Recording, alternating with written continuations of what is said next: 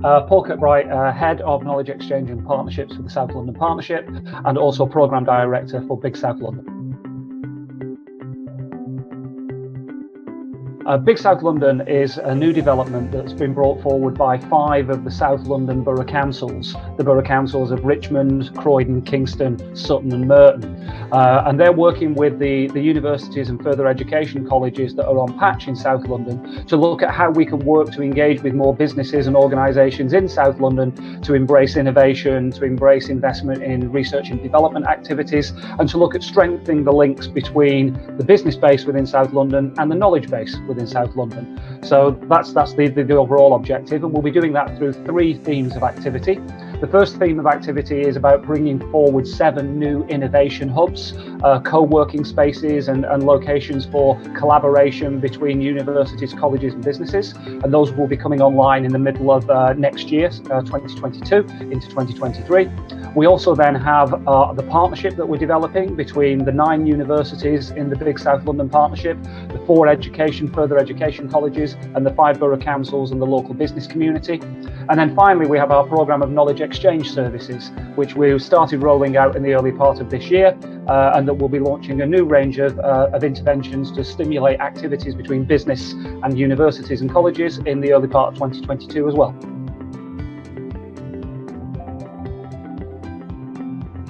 I mean, the rationale for the Innovation Voucher programme, and indeed the rationale for the entirety of the BIG South London development, is that South London, in relation to London generally and indeed the UK wide, has a very low level of structured investment in R&D and innovation type activities. Some recent data that the CBI put out in the earlier part of this year showed that for per capita of the workforce, the investment level in South London is about £129 per capita of the workforce in innovation activities. That compares with a London average of about £550 to £600. So there is a huge investment gap between the type of investment that's happening in South London and the type of investment that's happening elsewhere in London.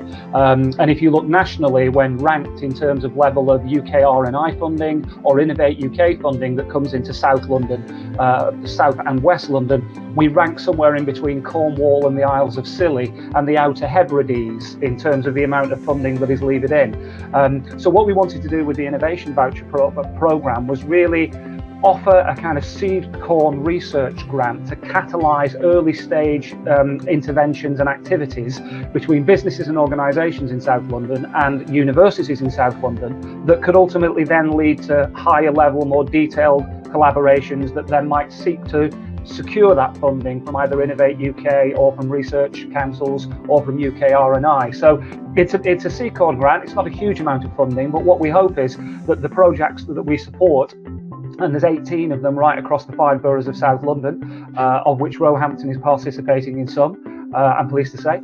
And what we hope is that that will be the start of those relationships, that we will catalyse those relationships, and that actually those collaborations will result in further collaborations further down the line.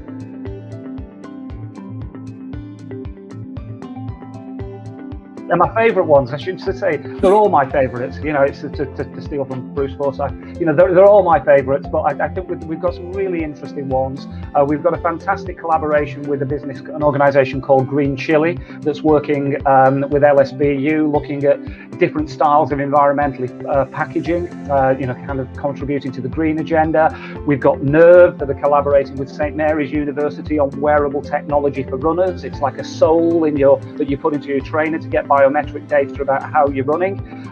We've got Surrey Honey Farm that's working with Kingston University, looking at the impact that the chemicals in the air are having on honeybee populations and how honeybee populations are spaced out. And then obviously we've got the project that you're doing yourself, Melissa, with Sutton Night Watch, which is looking at working with the charity to develop its resilience and build capacity into the organisation. So wide variety of things, from sciencey, testing-y, lab things, right into kind of community level innovation, making a difference to people's lives on the high street. So yeah, a very wide range, rich and diverse set of projects we've currently got running.